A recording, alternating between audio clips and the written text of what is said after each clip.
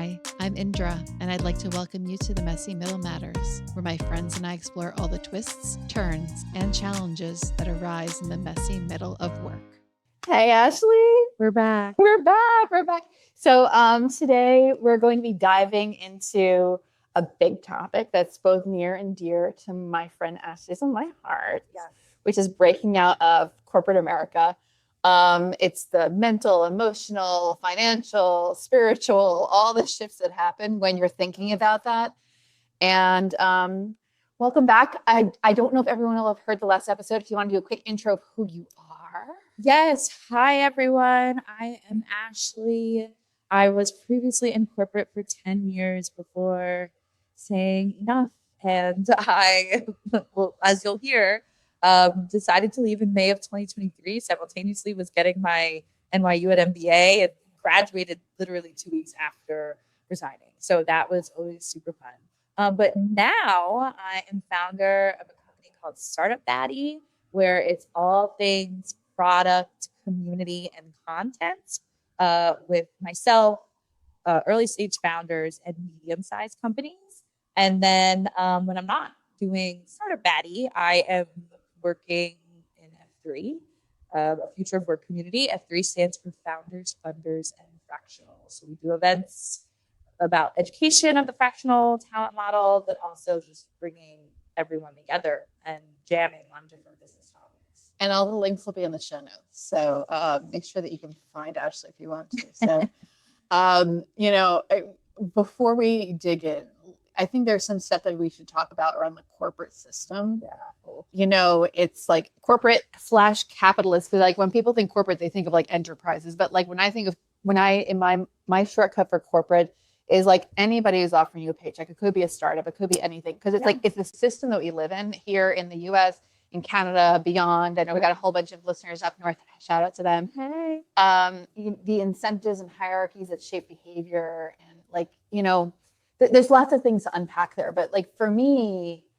I always wanted to shift and change the system from within for a really long time. I did too. Yeah. I did too. Yeah. I thought that it was, I think we were talking about this in preparation for this episode, but like, this is where I understood what the word systemic meant. I feel like the word systemic came up a lot in 2020, especially about like racial inequities and injustice. And I feel like that word seems so complex, right? And then you're in corporate and I understand how like systems can just perpetuate things, right? Yeah. So I feel like the biggest example of something being systemic in corporate is you go into a new role, you're onboarding and, fresh eyes, and you're asking a question about why you do something. And someone is just like, I don't know. That's how I was trained to do it. Yeah. And so they just do it that way, right? And that is like such a great example to me of what it means for something to be systemic, and why that's important is because like it requires like much more than like the effort of one person. It really requires like the whole fabric and DNA of something to change. Yeah. I mean, I love the fact that you're talking about corporations as systems and having that frame of reference. Because I think for a lot of people, it can be hard if you haven't been exposed to certain teachings and so on and so forth, understanding like systemic racism is such a big thing. Systemic, whatever.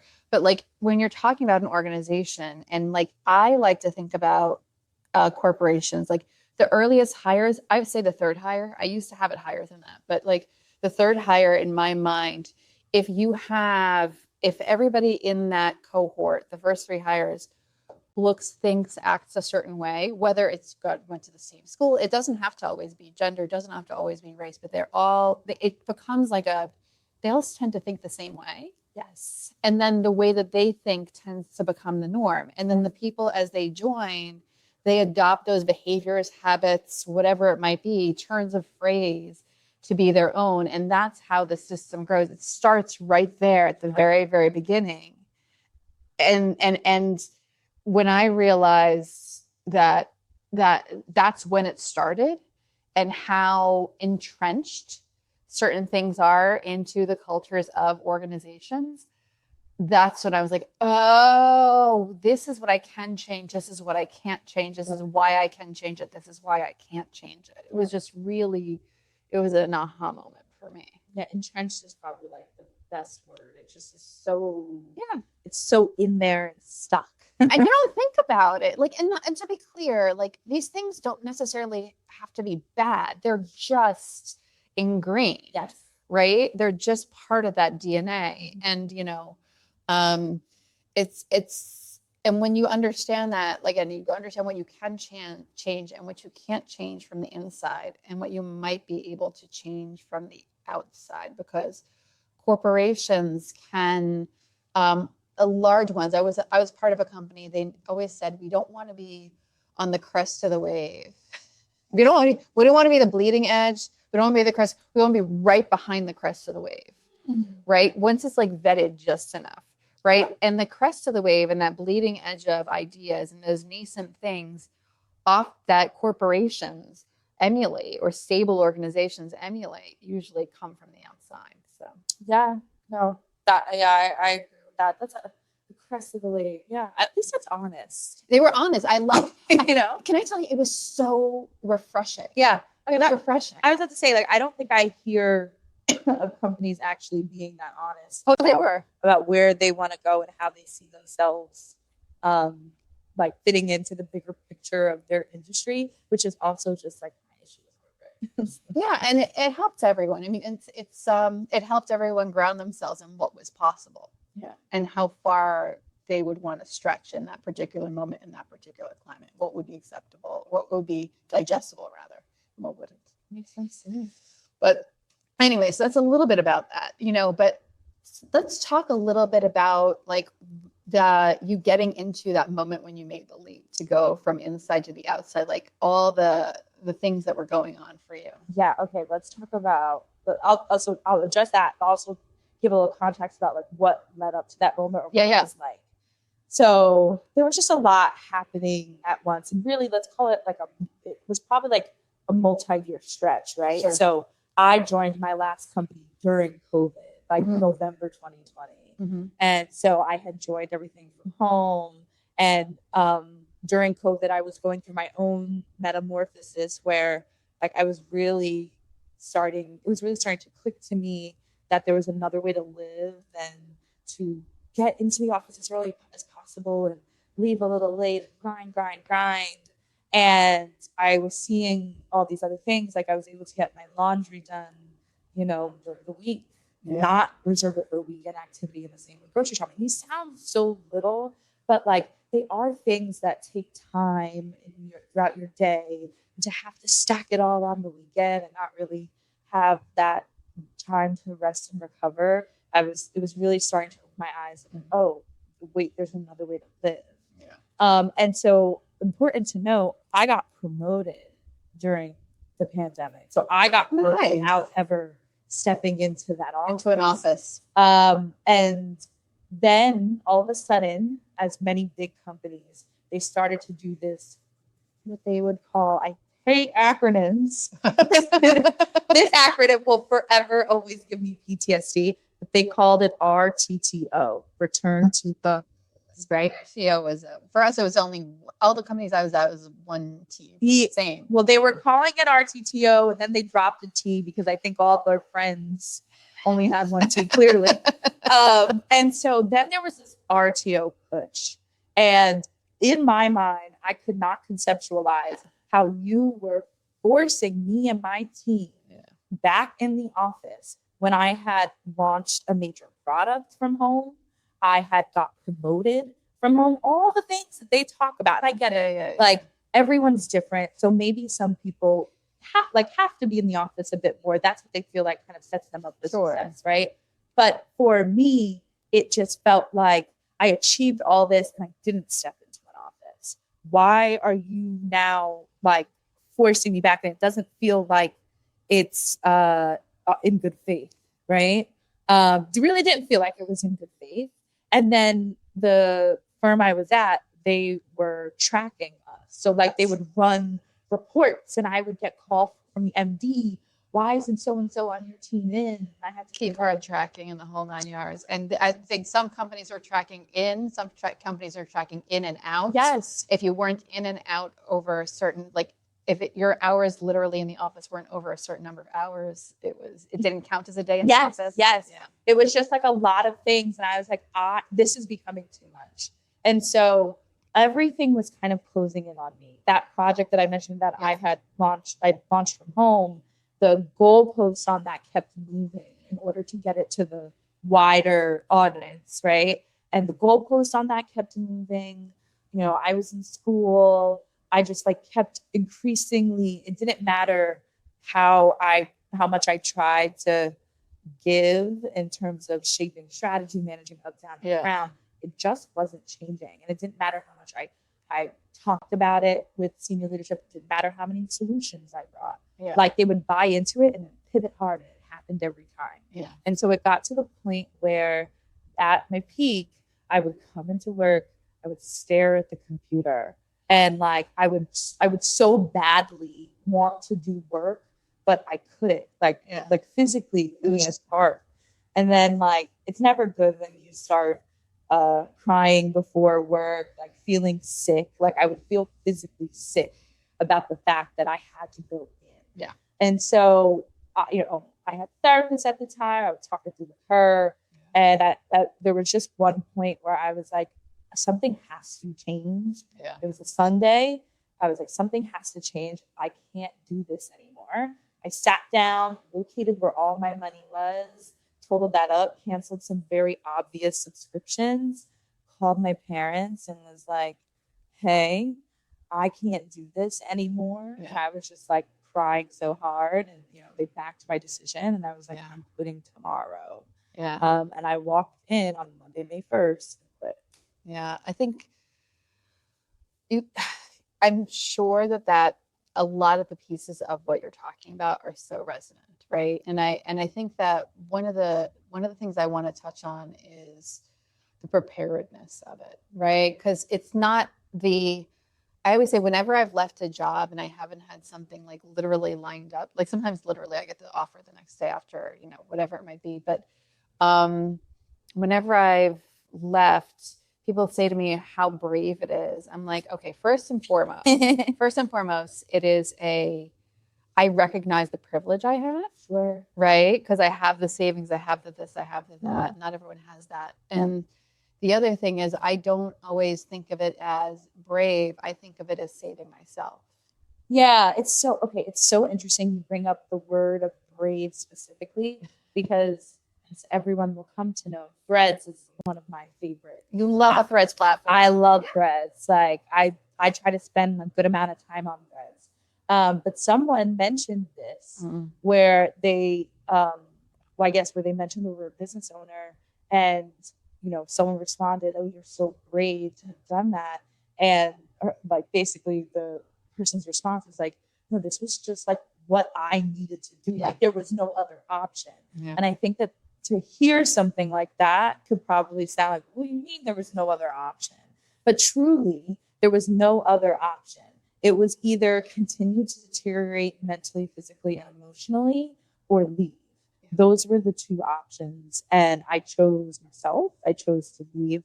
But I also, now looking back, I guess, chose the path that was ultimately more in alignment with what I needed to be doing. Totally. But being in alignment also doesn't mean like the easiest path. Yeah. But I do feel more at peace now than I was in corporate. And I think that says something. And that's, there are so many buzzwords right now, and I can't even remember half of them because there's a new one that came out like last month. But and it was basically about people. So we've heard about quiet quitting, we've heard quiet promotions, that's the quiet cracking. Yes. I'm like that quiet cracking has existed forever. For ages, yes. As long as I can remember. Because I think I'm a person who's I very much internalize stuff, and I'll just suck it up and just grin and bear it. And there's all sorts of reasons for that, but whatever. Like the quiet cracking thing, what you're talking about is that quiet cracking. And it's, the question that, you and I have asked ourselves, and I'm sure others have asked themselves, is like, when do I just choose me? when do I just choose me? And, I had the first time that I did this, I was leaving. I'd gotten a career coach, and, she asked me, she's like, why can't you quit? Like, the amount of energy it takes you to get into work, if you just literally through the front door, back to similar to your story, like if you apply that energy to finding a job, Yeah. you'll probably find it pretty quickly. And I did, but it's even if it's not jumping and betting on yourself to like start your own thing. Sure. Some people can borrow some of these lessons for switching companies too. Yes. Oh my goodness, yes. Because I don't think entrepreneurship is for everyone. I think everyone should be realistic about your risk tolerance, and then like, when those winters come, or like when at least the first winter hits in being an entrepreneur, where it's like, the faucet isn't like gushing as it once was.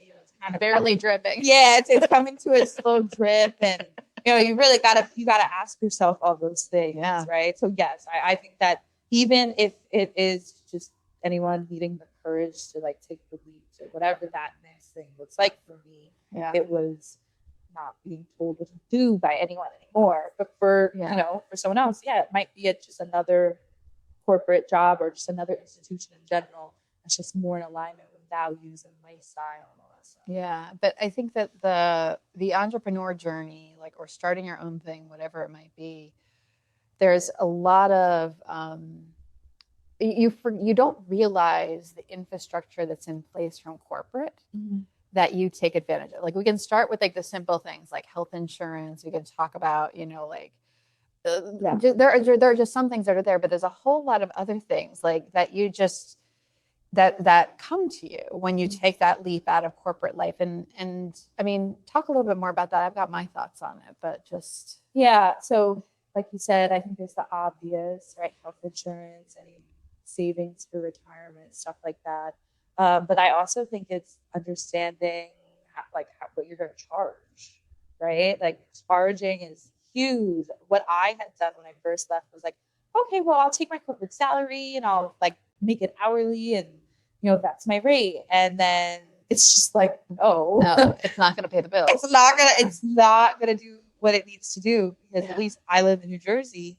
My healthcare when I first left was like $320 a month, right? That's pricey. And then it's gone up since. I'm at like, I don't know, $450 a month, right? And so just healthcare alone, if you're not factoring in that like additional cost, it's I mean, at the firm that I left, I was paying $90, $100 a month. It's not that much at a big corporation. Yeah, it truly is not that much. I'm like, if that, like, I'm not even sure. And so that's something that I didn't factor in, but I think figuring out what to charge yourself, what to charge, is really important, and probably like the number one thing where you may get it wrong, but like, don't get it super wrong. Yeah. I think at first I was pretty off. Yeah. So I think that's definitely one thing. I think the second thing is really thinking about what makes you, what makes you unique, like, especially nowadays, and especially if you're going into a service-based business, right?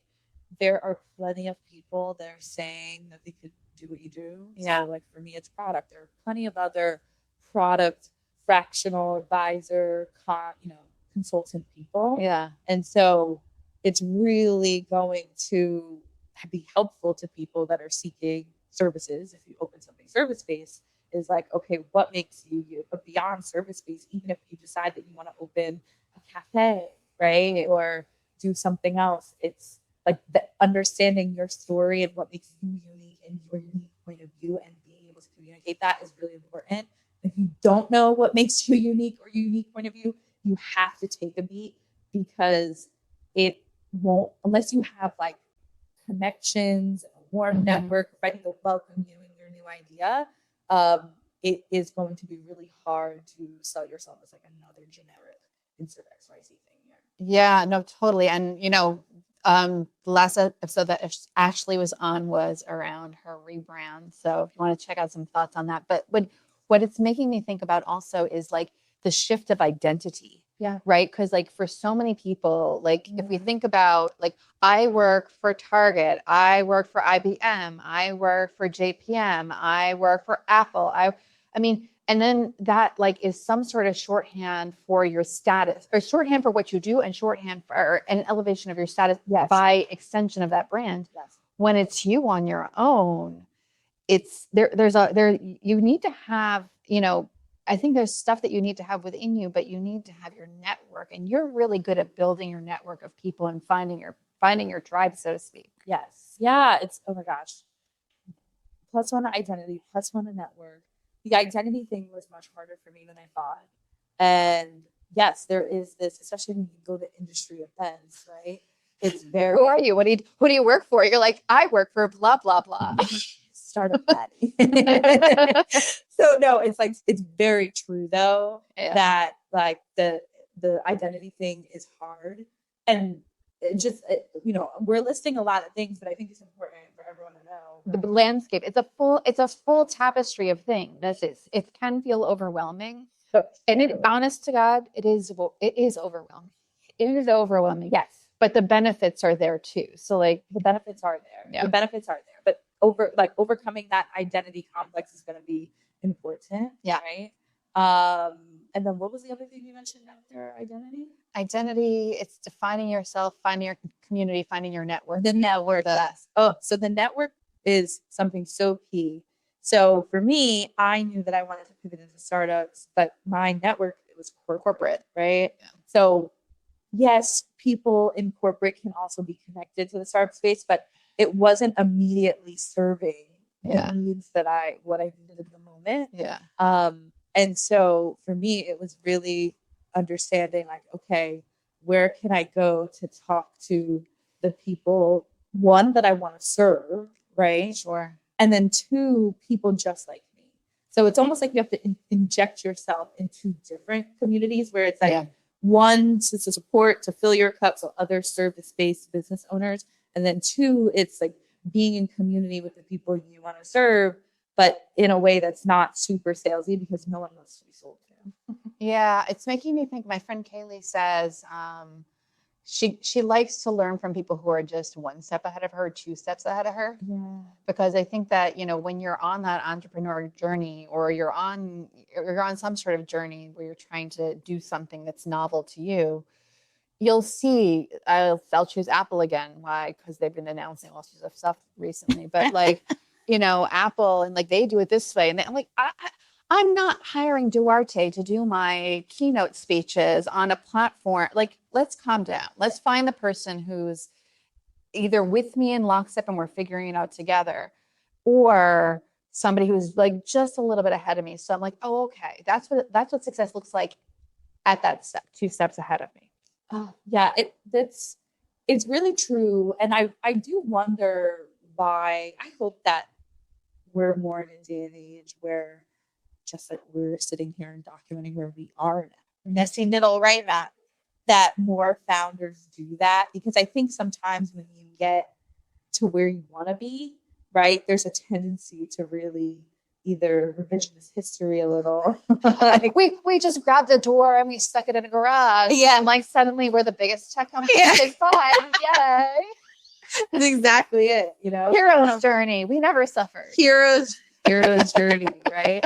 But you know, sometimes I feel like, you know, you have to do it, like there are certain steps that people probably are going to take that they're not really thinking about right now. So example, if you do go the entrepreneurship route, and especially if you're someone who wants to found either a tech-based company or a CPG company, right? Like it's not going to make money overnight. So if you're going headfirst into this, like what are you, back to the preparation, what are you going to do to make money? Is it taking a part-time job?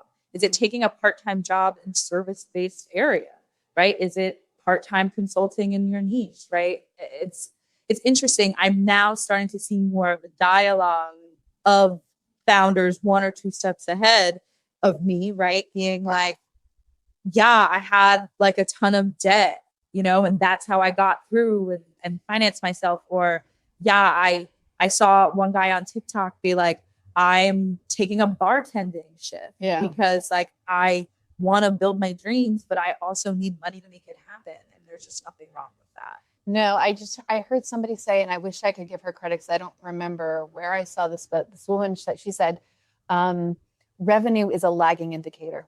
Ooh. Where was that? I think it was on TikTok. If I find the video, I'll share it. I'll repost. Gotta search it. Yeah. But I'm sure I bookmarked it. But like, I was just like, that's it. Like, it like, that is so important. Like, that's why when they say, you know, don't expect success in the first 2 years, like that's a good benchmark in general. Right. And think through, what does that look like for you? Because, you know, the other thing that's coming to mind, you know, figuring out that money, because Cindy Gallup, I adore Cindy Gallup. Y'all hear me talk about Cindy Gallup on the regular. But she said, which I've got to take a look, make sure I get this right. The 3 most addictive things in life, she says, carbohydrates, which I think everybody agree. I can grab a pizza. Second one was heroin. I'm like, okay. Can't speak to that. I can see how that can be very addictive. I know. Yeah. Theory. and then her last one was a monthly paycheck. Ooh. Right? Because it's just so, and she said it's especially true in the US because so much of our social infrastructure is based off of work. Yes. Right. Whether it's our benefits or it's the people we just talk to every day, or it's like whatever it might be. It's just like there's so much that's tied to work. I agree.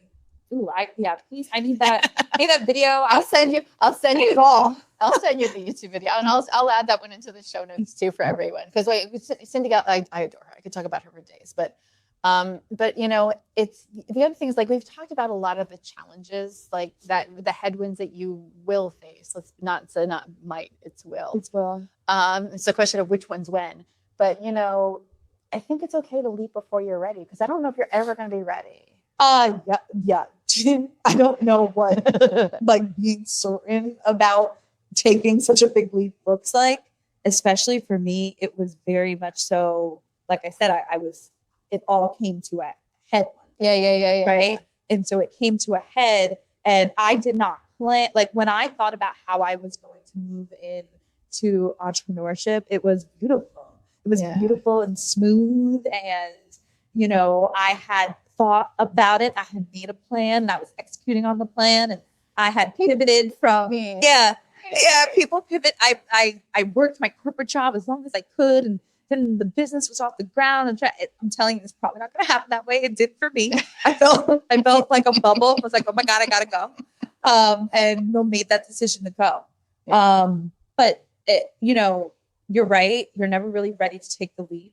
It's about making the best informed decision, but it's also a feeling. So like I am someone who really tries to integrate like bodily signals. Yeah. He is telling me. And there's a difference between anxiety, fear, intuition, right? Yeah. And so like it's okay to be scared. That's a very human emotion, but being scared alone doesn't mean you shouldn't take a leap, right? But if all your body signals are telling you, no, don't do it, that's very different than just being anxious and scared about what's beyond. I love that. Yeah. I really love that. So, so know that you may not ever feel comfy.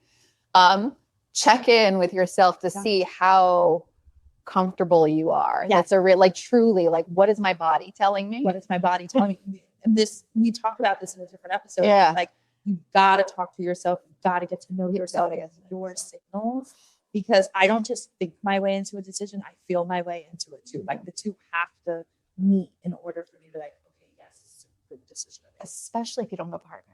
Like you and I don't know. Like we started our things. No, it would be different. It would be different. Yep. And I'd say make as much of a plan as you can for like just success and also like alternate streams of income. Because you don't want to, like, it's already going to be a bit stressful. If you choose entrepreneurship journey, like I've talked about how entrepreneurship has cracked me wide open in terms of just faith and belief and what all those things mean to me now. And thankfully I had like a really decent nest egg to draw from. And I'm just really thankful for that. But even if that's not your situation, that doesn't mean don't go into it. It means be real about how that income's going to come in, right? And if that does require you to get a part-time retail job, like what does that mean? What does that look like? Are you okay with it? Because like any semblance of an ego I had in a negative way has left. Like, and I beat that wholeheartedly because you realize, like, I got to the point where, especially when I was going through my winter, as I call it, I got to the point where I was like, what am I willing to do to have, like, legally, obviously, to have, let me caveat that. Like, let me caveat that legally, to see my dreams through. Yeah. Right. And sometimes that means, taking a retail job or becoming a bartender, whatever it means, if you have the space to further your goals. But don't be under financial stress. Financial stress it's not productive. No. You get anywhere. No, I've got I say it all the time. It's hope is not a strategy. It's a survival skill. It's not a strategy. You can't just hope that it's going to show up. You have to have some sort of plan and even exit strategies along the way. So I think strategies are important. Yeah. Always think, always revisit. Always revisit. So, Ashley, I'm looking at our notes and I think that we've covered pretty much all great things. So you're not alone if you're thinking about it. If you are thinking about it, figure out how to evaluate, assess as objectively as you can. Yeah. And don't do it alone, even if it's just listening to podcasts like this one or anything else. Like try and find people to talk to. I think that's been the most useful thing for me, at least. I agree. Yeah. Cool. Thanks, everyone. Thank you, Ashley, again. I trust that everyone's gotten something good out of this today, if or at least felt seen. Yeah. And hopefully you'll all join us next time for another topic from Messy Middle. Bye. Bye. Thanks for taking time with us in the Messy Middle. Word of mouth remains the most powerful way for people to find us. If this episode sparked something for you, we'd love it if you'd subscribe to the podcast on your favorite app, download a few episodes, and share it with someone else who's navigating the in-between. Do you have ideas for future episodes or topics you'd like us to explore? You can find our feedback form at themessymiddlematters.com or in the show notes. Thank you for joining us on this journey. This work is better when we do it together. Until next time.